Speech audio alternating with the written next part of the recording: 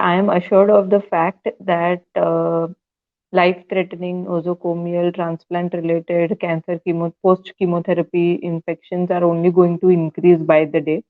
Antibiotic resistance is going to increase by the day. So even ordinary community-acquired infections will not be as easy to treat because the bugs will no longer remain sensitive to our age-old medications.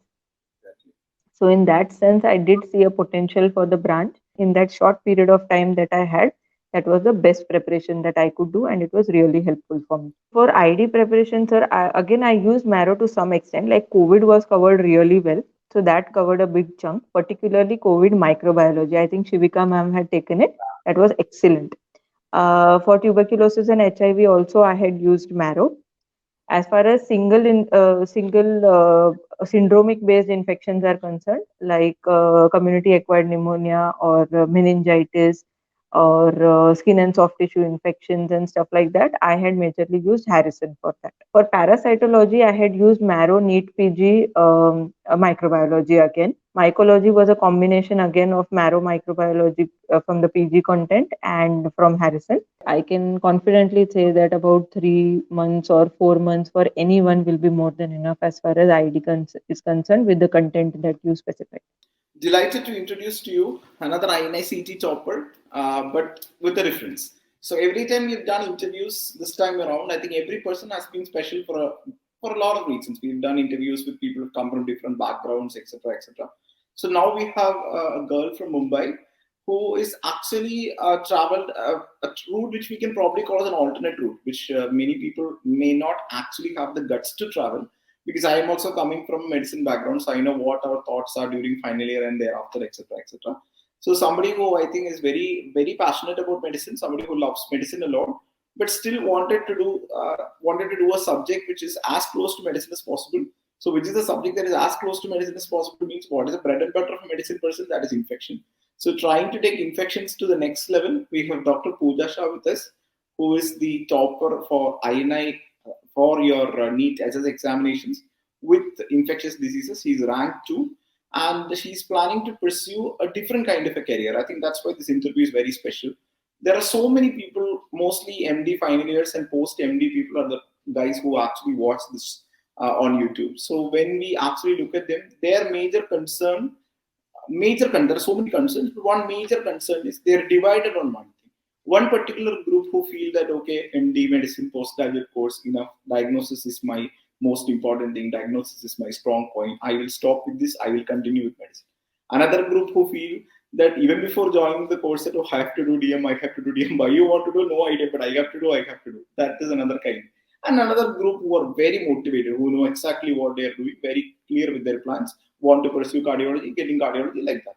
So for this big group of students who think that, okay, MD is enough, we have a person who also thinks pretty much the same, but then also feels that things have to be more scientific, things have to be, I think, taken to the next level. So that's why I think a very unique option, and I think an interview, I think that's worth watching to just know what made her think along these lines. So I think, although a very cliche question, I am starting off with that question itself because this is a question which is very worthy here. Not like asking why you took up cardiology. So many people have already done. So this is like asking you why this choice, when this choice, and what made you take up this? What made you think about writing infectious disease in the first place? Right, sir. Thank you so much for having me here. And I think first and foremost, I would like to say that this was not a very easy and a very straightforward decision. I spent almost a year after MD, after my MD exams, to figure out whether I am okay just with MD medicine or I want to do something else. And if I do want to pursue something else, then what subject it will be. So I had zeroed in on infectious diseases after a lot of deliberation. I had also taken a few short observerships with some of the stalwarts in the field, and I had read up a bit about the subject. And after all this, I was kind of convinced that what we learn about infectious diseases during our MD training is good, but it is not nowhere close to being enough. And I realized that a lot of medical care in the ICU, in the inpatients, and as well as in the outpatients can be really optimized for our existing set of patients and also for our future generations of doctors and patients alike if we use the appropriate drugs at the right time and also if we diagnose them appropriately. So that's where I felt that there is a need for specialized ID training, and it would be really interesting to go ahead and pursue something which is not entirely explored as of now. Yeah. Yes. So her background is basically MBBS from KEM and PG from Sion. So basically, very much a Mumbai person. So how was exposure to infectious diseases in Mumbai government colleges? And government colleges have a lot of constraints. So how did you feel about the infectious disease management? Because one subject where management is a hell of a lot different between a government college and a corporate setup is ID. Where when we are in Chennai, etc., we go to Apollo and see how they manage infectious diseases. Suddenly we come back to our college and we have not heard even about this organism that is appearing on their culture, etc. So we often feel like, okay, this is a corporate kind of a subject. So you have done your MBBS and MD from two colleges, which are the most government. That means government means you can actually put three, four T's in front of the government. So most government you can actually become. So after having studied there, what was your kind of what is a kind of exposure to ID over there? Sir, I'll be honest in saying that my ID exposure during my MD training was not sufficient. Neither b- at the level of my own personal reading of the subject through books, nor in the practical sense. That is, no great infection control practices are followed, particularly not in government hospitals, and also in a lot of second tier private hospitals as well. So, in fact, when I realized that we lose a lot of our patients due to a lack of infection control, which is such a basic thing, the first job of a doctor is to do no harm. So, if we are operating on a patient and then not taking care of the post operative septic complications, then there is really no point in having operated him at all. So, I realized that infection control is a basic guideline that every hospital should have and follow. To do that, we need a good number of people who know and practice ID. So that was one thing. And two is on the academic front as well. There is no particular dedicated ID teaching. Like there are clinical case presentations, there are journal clubs for cardio, respi, GI, CNS for everything, but no particular dedicated ID teaching. So, on a Exactly. theoretical or on a practical basis, ID is not taught in a lot of government hospitals, particularly not in the ones that I have gone to. And yeah, so that's where I felt that we are deprived of it and we should go ahead and learn it.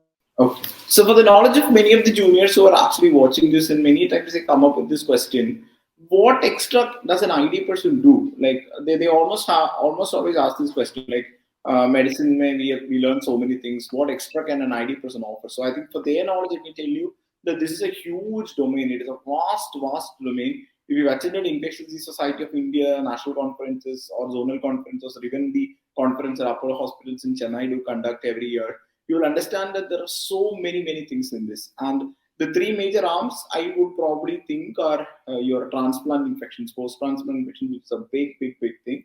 Then, of course, hospital acquired infections, and then HIV patients. And now with COVID, I think nothing more. So I think it's a very well developed specialty in itself. The only thing is that for the general perspective, as I would think, probably in our society as well as with our own doctors and with our own colleagues, many of the people actually do fail to realize that this is one specialty which is now coming up and will actually be taking over so many of the infection management in a much more scientific way. So you are concerned. What did you have any concerns on this? That means that there is a subject which is coming up. General acceptance is not come to normal, and there are so many people who think like, from where can I actually get a job after studying this? Those kind of concerns did you have? Did you discuss with people? Tell me about your working experience after your Scion course, and how has it actually modified your understanding of the subject in total? So I did have concerns back then, sometimes even now, about how ID practice is actually going to pan out in the real world. But I am assured of the fact that life-threatening nosocomial transplant-related cancer post-chemotherapy infections are only going to increase by the day. Antibiotic resistance is going to increase by the day. So even ordinary community acquired infections will not be as easy to treat because the bugs will no longer remain sensitive to our age old medications. Exactly. So in that sense, I did see a potential for the branch, and I felt that whether whatever is my job profile, I want to learn this for the sake of the knowledge of the subject itself. Very So good. I am going to start with that, and I'm going to work out on the actual potential when I end up after the course. um, but everyone may not have the liberty to think as freely, and I Yes. understand that. But after talking to a lot of stalwarts in this field, and also with people of gastroenterology, nephrology, hematology, who are doing these transplants day in and day out, they all told me that there is a felt need in our medicine community for people to advise us on the right on how to approach these atypical infections in atypical hosts, that is, those immunocompromised hosts, in how to treat them for the appropriate duration of time. Like an MD medicine person might be able to tell you that once the catheter is removed, a bloodstream infection has to be treated with so and so bug, but that has to be treated to the point where two blood cultures are negative, where after the blood culture is negative, you have to treat it for up to 2 weeks because it often metastasizes, has establishes foci elsewhere.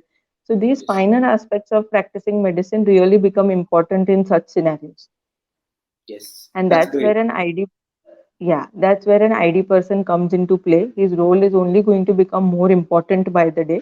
And from what I have heard from the stalwarts in the field, there is enough scope and there is enough job potential for ID physicians. Yes, there will be a significant amount of institution based practice because a lot of microbiology backup is required.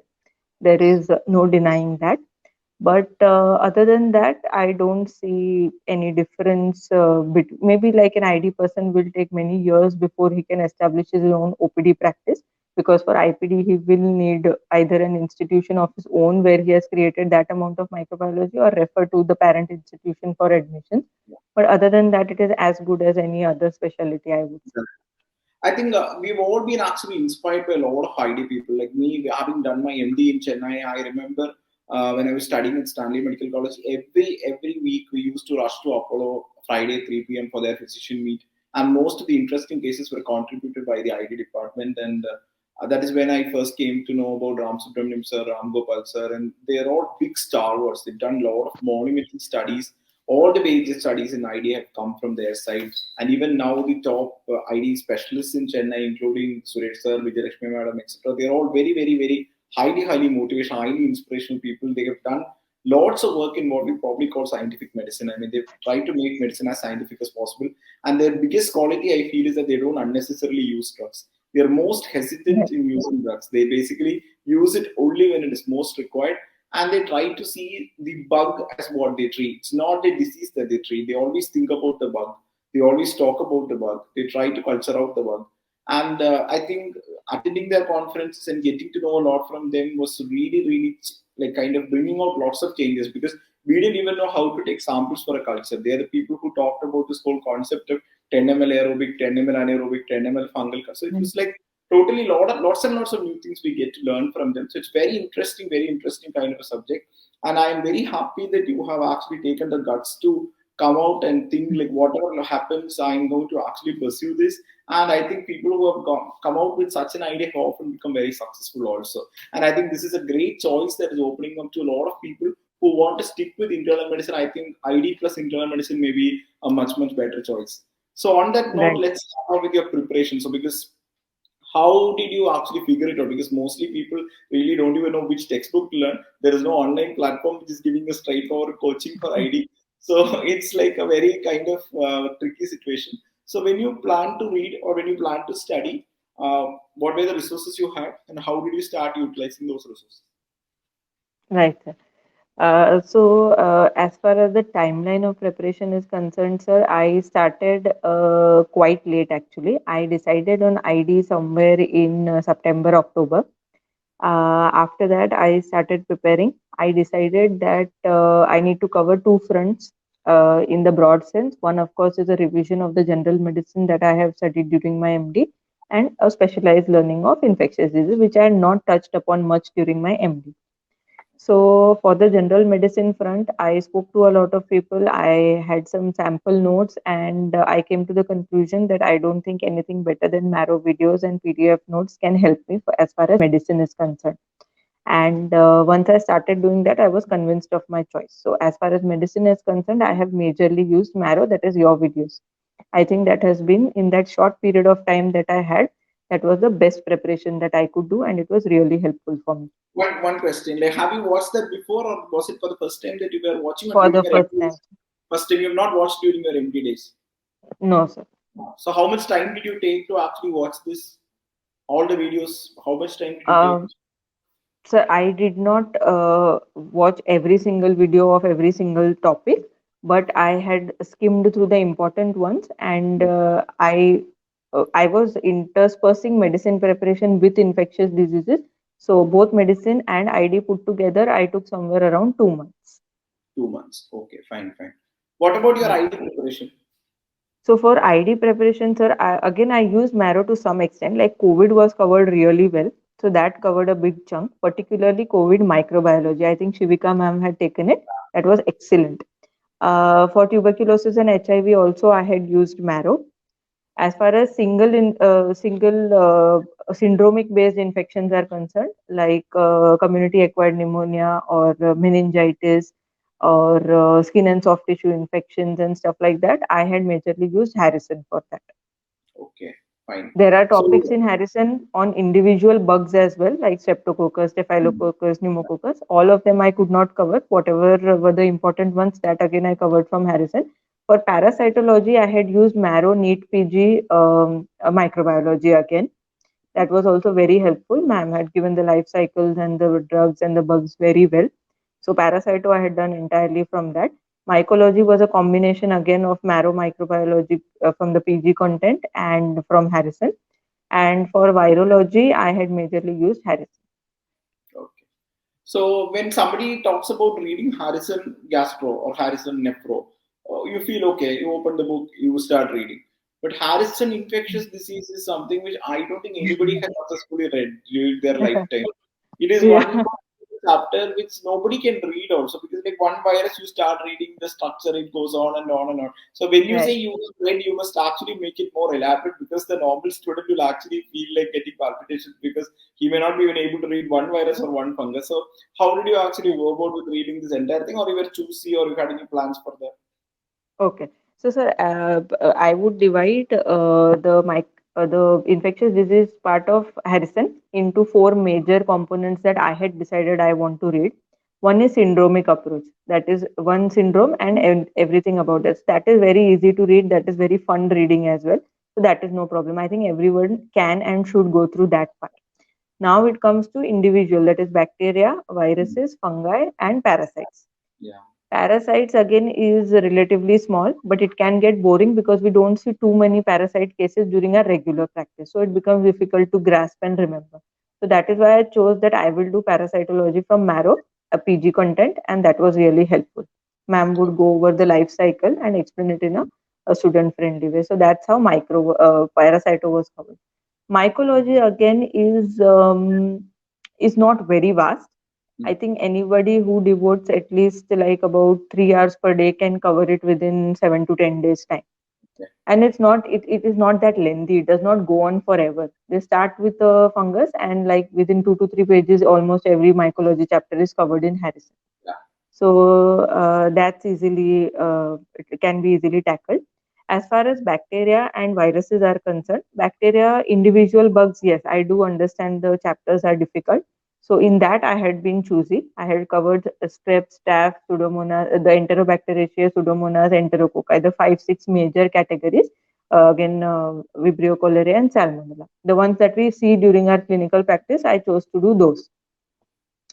And yeah, so that's about it. And yeah, also then there are these major infections like TB, leprosy, syphilis, which don't where you will not cover it by just reading about the bug. You also have to learn about the disease in general, the diagnostic and the treatment approaches. So those were ones where I found it difficult. So that's where I had clubbed Marrow with my Harrison, especially in TB and HIV. HIV is of course too vast to cover in Harrison. There was no scope of doing that from there. I had also used a bit of up to date for HIV, HIV. so that had come in handy. And virology is was even one of the biggest nemesis for me. It is difficult to cover, Very difficult. and Harrison does not even present it in a very student friendly way. So I had used a part of Marrow microbiology, at least which are DNA viruses, how do DNA viruses behave, so that even if I have not read one virus, I can use that general information to solve the MCQ. So Yes. classification of viruses, basic diagnostic approaches, how they are cultured, on what they are cultured, and stuff like that. One basic virology session I had attended from Marrow, and then after that, the important viruses I had covered from Harrison, like rabies and herpes simplex, CMV, EBV, those major ones. That's it, not every single virus. 100%. That's what when I started shooting for Marrow also one chapter that was very tricky was infectious diseases. I was actually reluctant to shoot infectious diseases because I knew that if you start then it will never end. And the problem Right. is once you start going to the next app, maybe you may require an app for infectious disease alone. So that is the problem. So that's why I've done in bits and pieces and added everything together so that it doesn't go overboard most of the time. Because if you start talking about one particular parasite family, trimetodes and flukes, you start drawing the fluke, you start explaining about stocks of the fluke, then the infection, then the lab, Right. everything, then just keeps on going. So that's why I think to be very choosy and be I think very diligent with preparation is important here because whereas in the other subjects that we're preparing individual topics which has a head and tail, Right. and we know hypertrophic cardiomyopathy has a heading, and then finally it comes to management. So if you follow that pattern, etiology, pathology, you will, I mean, correctly, you will end up at the diagnosis and management part, and that will end the topic. Here it is basically not possible to study that way. As you said, tropical infections can be studied because we love studying about infections like say pneumonia. We Right. like studying that. But when it comes to studying an individual organism, it is always on the difficult side. So now for a Yes. student who is actually preparing very seriously after watching this, see he or she has 5 or 6 months. Would you be actually telling them confidently that the whatever is there on the app with micro with Harrison and you don't have to do anything more? Can we confidently say like that? Is that more than enough? Do enough? Yes, absolutely. 6 months is much, much more than enough. I had Much more. almost prepared within 3 months for my own reasons with deciding late and other stuff. But I can confidently say that about 3 months or 4 months for anyone will be more than enough as far as is concerned with the content that you specify. Okay. And what about notes? Did you make notes or like were you okay with the Marrow notes that you already had? So I was okay with the Marrow notes. So you There didn't were make. some. No, except for Harrison, some topics I had just noted it down in my own way, in a way that is easy to remember and revise. Other than that, I was okay with. Sometimes I would just add on the Harrison information to the Marrow notes. So That's then okay. I just have to access one material. So that's it. Okay, I think you are actually making it look very easy. I don't know in reality whether it was so easy for you because the way you talk it gives a. I think it may give some pseudo confidence to so many of the guys because many people who want to stick with medicine they sometimes like in between they ask like can we do ID because ID is very close to medicine. So then they again to prepare it will be like oh this is there that is there virus we have to study that we have to study. But now you give an impression that no it is possible. So I think realistically, I'm asking you for an average student. I don't know how you were during your MD days and MBBS days.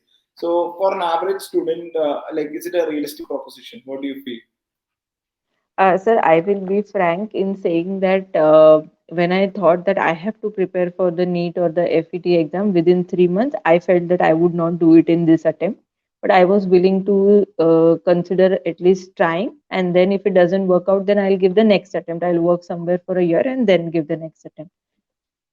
Now, in retrospection, when I have given the exam and after I put in those 3 months of preparation, I think I can safely say that it is not easy, but if we understand and do it logically and we have the right resources, then it is doable for most people, even for average students. Okay. So, yeah, if you have a interest in the subject, then everything will fall into place. You might not have to memorize as much as you feel, as much as we are scared looking at those pages when we have never ventured into the topic. We are Yes. mostly scared of that ID section of Harrison. We feel it is some alien subject or some Yeah. alien language because we never start. Once we start, we see that it really falls into place. A lot of it is already known to us. ID is Yes. ultimately a subset of medicine. But there are some minor refinements to it which really enrich our practice, and that is what we need to keep in mind. This is not something very different or very weird. We all know how herpes simplex virus behaves. It has latency, it has this, that, it manifests like this in No. one dermatome. But then how many days to give a cyclovir, how to treat it for transplant patients, these are the few refinements. So it's not very difficult according to me. Many students who prepare have this problem. You know, when you're preparing something new like ID, they themselves have doubts. Like they themselves start doubting their own kind of metal, their caliber, because one, they don't have anybody to ask. Two, they are studying all by themselves. So, like, did you have anyone to ask who had done this prior to you? Did you have anybody to study with you, or you were doing all this by yourself and hoping that what you are doing is right, your technique is correct? Have you ever tried to check on it, or you were confident that what you are, the way you are approaching this is the right approach? Sir, I also went through these phases of self-doubt and also the lack of help from anyone because I don't know of any. I know of stalwarts in the field. I had spoken to them. Some of them were my professors for a brief period as well. But I had no immediate senior or peer who was preparing with me or anything like that. So yes, I did doubt my preparation strategy many times. But I realized that in the time that I have, I could not think of any other better option. So there was not too much thinking, not too much to reason or to look elsewhere for other resources. I had confirmed with a few people whether there are any shorter and brief resources on ID as against Harrison, and I did not find anything else. So I decided that this is all I have and this is the best I can do in this time, and I went ahead with it.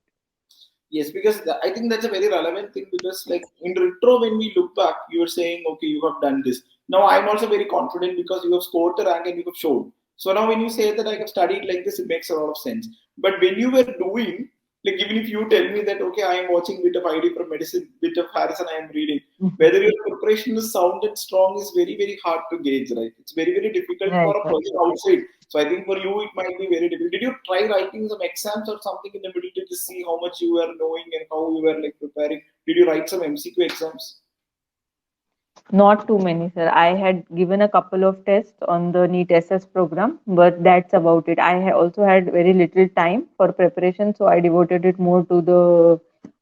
Rarely, when I could not study theory anymore, I felt that I need a break, but I can't afford to waste time with a break.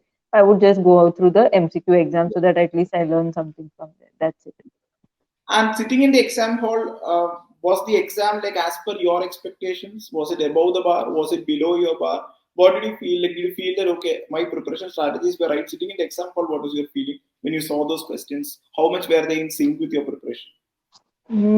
Sir, I felt that ID, in fact, was a bit easier than what I had expected. Okay, We have a lot of ID knowledge from our basic MD medicine preparation as well, if we have done a fair preparation in MD, attended wards well. So I felt ID exam was relatively, it was as easy or little easier than what I had expected. okay. That is about ID. As far as medicine is concerned, I felt that my preparation could have been a little better. There were some questions which I knew the answers to, but I had not revised them that well. So some Okay. factual questions and bits which I could have answered better. Okay. Now that is another doubt which many people have. Now you fixed on ID, but then medicine part mein to from cardiology, neuro, nephro, gastro, all these subjects Right. are there. So like, Right. did you give all of them equal importance, or did you actually start looking at cardiology? Okay, cardiology. This much at MD I know, so I'll focus on 5, 10 topics. You fix those topics and watch that, or from scratch you will actually watch from Pulse BP, JVP like that. You'll start watching. So ideally, I would have liked to do that kind of preparation, starting from the very basic up to the advanced stage, but I did not have that much time on hand. That is why I had to be a little choosy with the topics. And I had started with the subjects that I am comfortable with, like gastro, maybe pulmonology. Short subjects which got done well gave me a sense of accomplishment when I had just started out because I was already a bit late, so I needed that boost. And I started with topics and subjects that I am comfortable with. and then slowly went on to more vaster topics and covered the the niche topics of these. Like Pulse and JVP, I felt that I think even if I don't know the answer from the options, I can deduce and come to a conclusion. But if someone asks something very factual about HOCM or something, then I will not know unless I read and revise it. Yeah. So I did a mix and match of these things and went ahead with it. Okay. Another doubt which after starting the app we had is like we know that when you start an app, we need cardiology, we need neurology, nephrology. It goes without saying. Once in a while, once a month, one person will come with a request, sir, ID videos for SS. Then again, we think only one person has asked in this month why to actually take the pain. So like that one person every month, now almost like 5 to 10 people have requested. Would you actually recommend we calling an ID specialist, somebody who has studied ID from AIMS or somewhere, and then doing like 40, 50 hours of entire ID, or this plan that you have executed, like watching medicine, with that doing a bit of micro, and then with that doing a bit of Harrison? Would it be enough, or you feel that going on we need a proper SS package like we have for cardiology or neurology, like that we need solid ID from ID person for students who are preparing? Mm, Sir, I think I got along by preparing like this, but it was a emotionally difficult phase to go through because Yeah. I had nobody to look up to or no reference. And also, I feel that when I listen to your or any other professor's video, some points which I would not have realized are so important get highlighted when you reiterate them. When you say that in the real world, this happened with my patient, that's when I realized the importance of this point. So those things can be much better learned at during the preparation phase itself if I have a video to listen to, if I have a good coach to listen to. Tomorrow, Okay. if I go into practice, I will not remember a lot of my Harrison, though I have read it, because that has not gone that ingrained in my mind. Okay. But if I have some videos that I would have heard, then maybe some basic core concepts will be much better established in my mind. And as you said, there is enough in the subject to learn. So yeah, I think it would help to, at least if not full fledged, then but still increase the content of ID on Marrow, maybe. Definitely. That's something which we're definitely considering. And you have watched medicine videos after your PG course, unlike students who are watching it when they are third year or fourth year MBBS. So you have Yeah. done the whole internship, you have done your PG, and that is from a very, very hectic place. You would have seen a lot of patients. So after all that, when you watch these medicine videos, what did you actually feel like? You felt it's more basic, or you felt it's at your level, or could you watch it very quickly and just go past? Like what was the experience? Because it is not like a student watching, right? You're already a physician Yeah. basically. So Yeah. Yeah. Sir, my general idea was that videos were very understandable. I could relate to them. A lot of things I had seen in the ward, but I just needed a proper structure to remembering them for the exam. Like many times we see like low cortisol reports in the ward when we are sending for adrenal insufficiency workup. But then the next step has to be that dexamethasone suppression test, first at low dose, then at high dose. That proper structured approach came through the videos. I knew we have to do that, but I didn't know the proper algorithm for everything, at least the uncommon thing. So I got a structure through the videos that was helpful. Though I had already finished my MD, it helped establish a framework in my mind for many diseases. Another thing was, yes, I could speed through a lot of the videos for topics that I regularly see in my hospital, and like thyroid, diabetes, and all that day in and day out. So that I could just skim through, just remembering the factual bits of those, because that are those top points are a bit volatile. So for the exam point of view, I had remembered only the factual points in that, and some topics, I guess. Were a little difficult to grasp because I had not seen too many of those cases. So they yeah. are like just very theoretical for me, but that would hold true for like any platform that I'm using. Yeah. And for most of the Mumbai students who are actually entering into final year of their MD, when they start talking about SS exam itself, the first thing that they say is, "No, abhi to final year, I don't know, my God, whether I will pass or not. I will fail with this knowledge. So first, let me somehow pass the exam. Then we'll think about SS if I'm alive at the end of the exam like that." Is it actually speaking such a big problem over there? Because I have not come to Mumbai and attended a final year MD exam. I don't know how it goes over there. Is it like actually such a big chaos like that? till that is done, you are not in a position to think about anything else.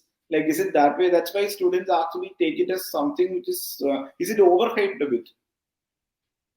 Uh, in retrospection, I would say yes, it is, sir, after having cleared the MD exam. But I must also say that when I was appearing for the exam, I was also pretty scared.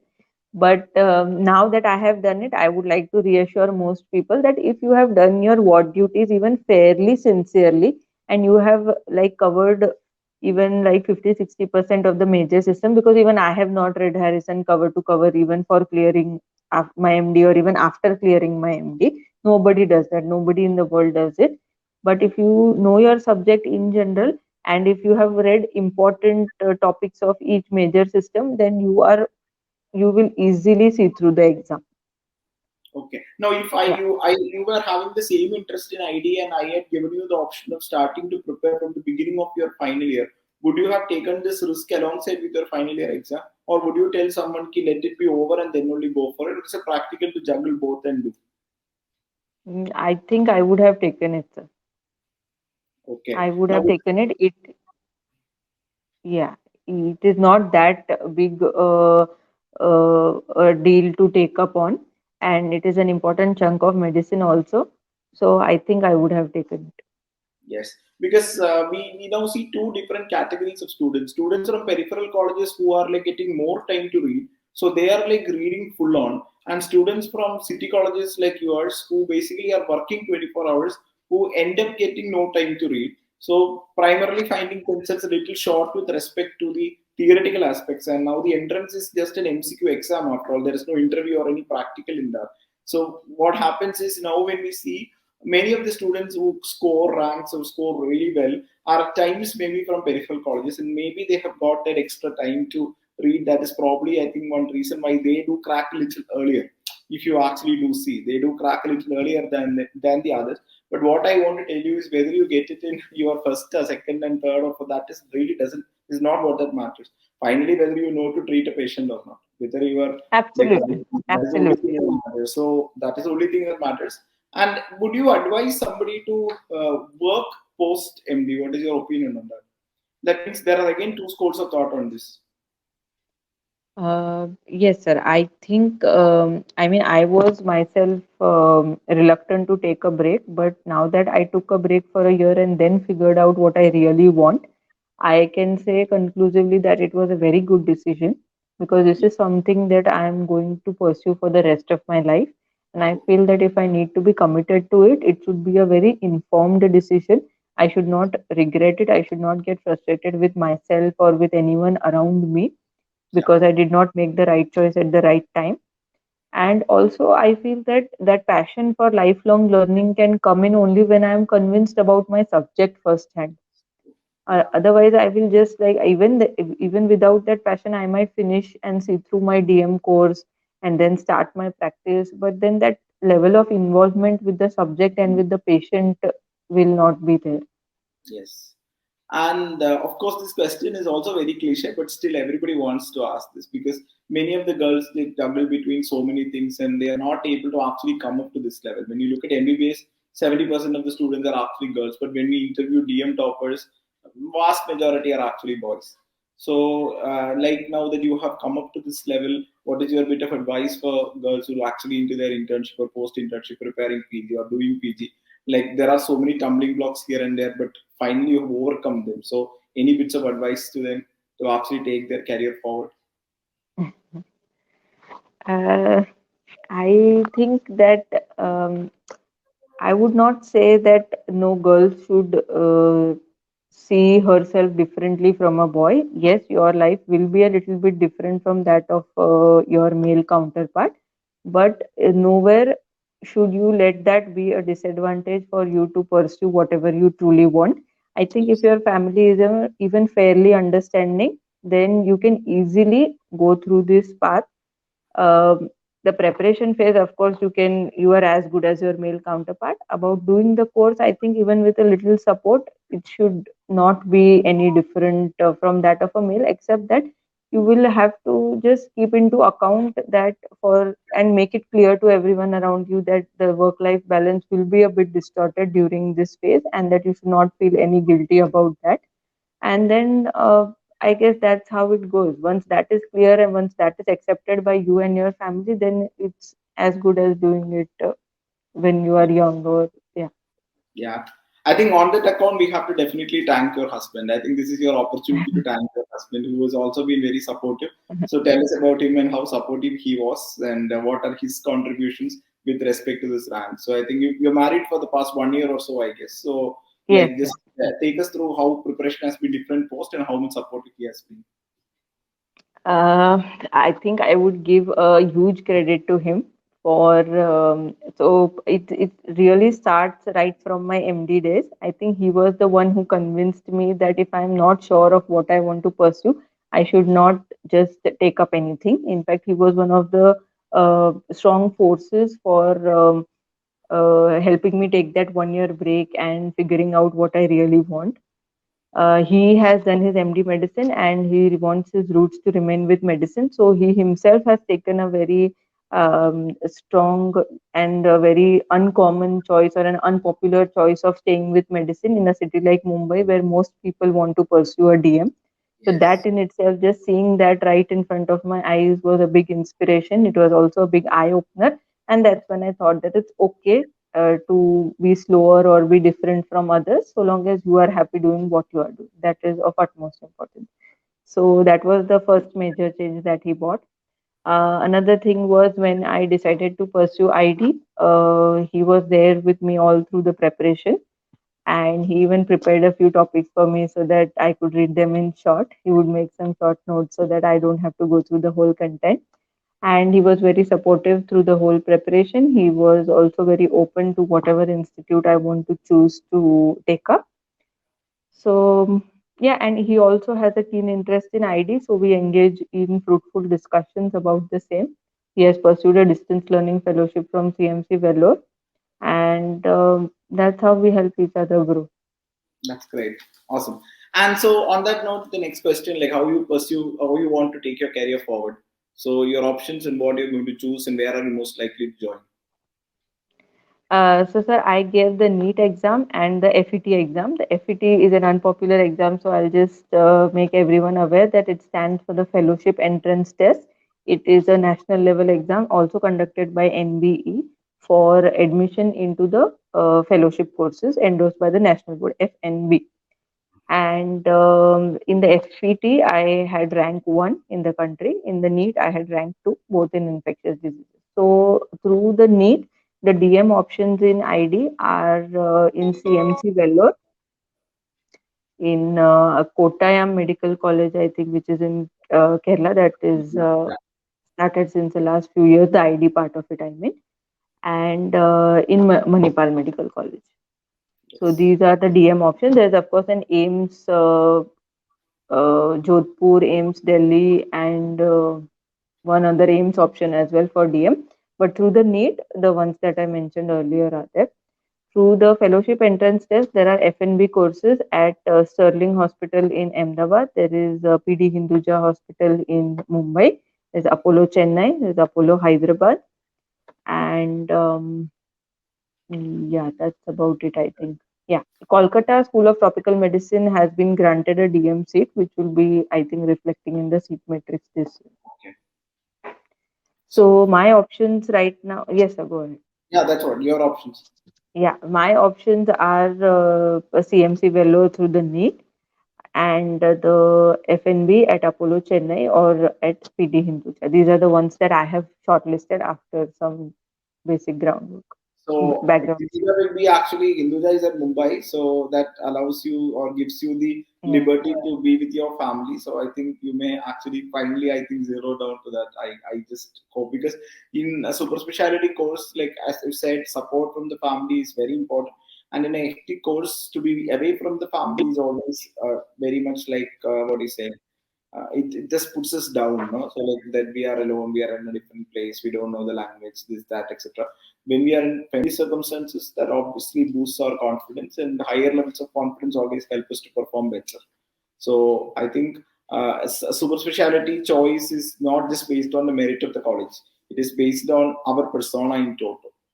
MD, you can actually make the choice purely based on the merit of the college, because it's Right, those sir. 3 years that you learn the whole thing. But here, I think taking care of your personal self is as important or maybe more important than the subject, because this subject is one which you can study for your life. You are anyway not going to change. So even if you don't study something in these 3 years, automatically it gives you the option of studying that again. So there is nothing that is going to actually be a problem over there. But it's our personal space, I think, that has to stay very much intact for us to actually explore the subject more. And this is one kind of a subject where even if you don't study anything for these 3 years, by the end of those 3 years, the whole subject would have changed. All the antibiotics would have changed, all the investigations would have changed, then new subject would be there. So even if you don't study now, we can study then. The option is always there. Such a dynamic science that what we study as absolute rights will become absolute wrongs in no time. It's so fast. Right. It's so fast. Like antibiotics, everything. All the new antibiotics are not coming. Whatever is there, just like we keep juggling, and new strategies, new guidelines, etc., etc. So, so wishing you all the best for a great career in ID ahead. Thank you so much, sir. Thank you for the all the guidance during my preparation and for having me here. I think it is always an inspiration to listen to you, and I hope I at some point in time I can get in touch with you and probably work with you. It will be an Yeah, absolute pleasure. I think at the end of every interview, we talk about, in a nutshell, about that person's strategy. I think when I talk in a nutshell about your strategy, there is no nutshell to talk. There is only one word, that is hard work. You don't have any gimmicks. You have not tried anything extraordinary. And I think you are a very normal student also. You have just Yes, gone with the same old strategy, cracking how we crack 10 standard exam. That's how you have cracked this exam also. You buy book, whatever is there in the book, you study. Whatever is available, we learn, study that again, memorize, go for the exam, and write. So there is no, I think, as far as somebody who is wanting to prepare is concerned, there are no extraordinary tips or anything, right? There's absolutely nothing like no, that. They are just like yes, sir. who a normal exam is. You have approached this just like any other exam is, like any school exam is. I think you have approached it in the same way only. So there is nothing extra. So anyway, be try. I mean, a big thank you from our team also to be giving very frank answers, very good answers, I think, and something which I think everybody can look up to, because many people have a feeling when it comes to DM etc. that we have to be some having some brain extraordinary other lobe to actually be doing this. So it's possible, it's realistic, and we can take our time. Even if we do take a break after our PG course, then again we can come to this. Some people are in a hurry, like if you don't finish all these things together, you'll be punished by the government or something. Like they can't, you have to go on when this is over. Next 3 months after your MD course, you write a DM exam. If you don't crack, there are people who go into depression. We do see people Right, like that. sir. Most of the Right. interviews I've done were with 2012 batch students, because they are the guys who after 2012, 2018 joined MD, 2021 finished MD, 2021 INI itself cracked DM. So it is like for them, nothing can actually wait. It's great. I'm not saying it's not great. It is great. I mean, I was also that kind of student who wanted to do. But then in the middle, it's very nice to actually interact to people who have not gone that track also. It's not mandatory that everybody has to follow the same track. So anyway, very nice talking to you, and all the very best. Thank you. Thank you, sir. Thank you so much.